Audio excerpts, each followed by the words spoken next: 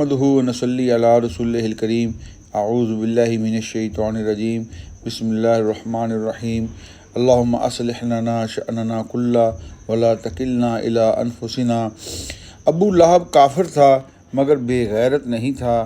جس رات نعوذ باللہ آپ صلی اللہ علیہ وآلہ وسلم کو شہید کرنے کا کفار نے ارادہ کیا، 100 جوان ہر قبیلے سے لے کر شہید کرنے کا ارادہ کیا، اس میں ابو لہب بھی تھا۔ سب نے کہا کہ گھر میں گھسو، لیکن ابو لہب نے کہا گھر میں نہیں گھسنا، یہ بری بات ہے۔ جب آپ صلی اللہ علیہ وسلم خود اٹھیں گے، باہر نکلیں گے، پھر حملہ کرنا ہے۔ اگر گھر میں گھسے تو کسی اور کو نقصان ہو تو میری آپ سے لوگوں سے دشمنی ہوگی۔ اس بات کو سب نے مان لیا اور اللہ نے اپنے نبی صلی اللہ علیہ وآلہ وسلم کی حفاظت فرمائی، اور آپ صلی اللہ علیہ وسلم کو اللہ نے حکم دیا کہ ان کے بیچ سے گزرو، مٹی ان کی طرف پھینک دو جس سے وہ آپ صلی اللہ علیہ وسلم کو نہ دیکھ سکے، اور آپ صلی اللہ علیہ وآلہ وسلم ان کے بیچ میں سے نکلے اور کفار دیکھ نہ سکے۔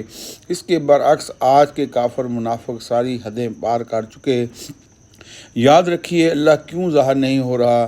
سورہ انعام کی 157 نمبر آیت ہے۔ اللہ فرماتا ہے کہ کیا تم اس انتظار میں ہو کہ تمہارے لیے آسمان سے فرشتے اتارے جائیں، یا تمہارے رب کی نشانیاں ظاہر ہوں، یا تمہارا رب خود آئے، یا وہ خود آئے۔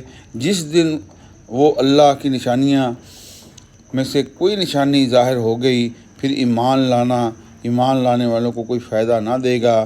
مطلب ٹائم اوور ہو جائے گا، ختم ہو جائے گا، اس لیے کہ اللہ چاہتا ہے مجھ پر بغیر دیکھے ایمان لاؤ، آخرت پر ایمان لاؤ، حساب کتاب کے دن پر ایمان لاؤ، جنت اور دوزخ پر ایمان لاؤ۔ پھر اس دن ایمان لانا کسی کو فائدہ نہ دے گا اگر اللہ کی ذات ظاہر ہو گئی۔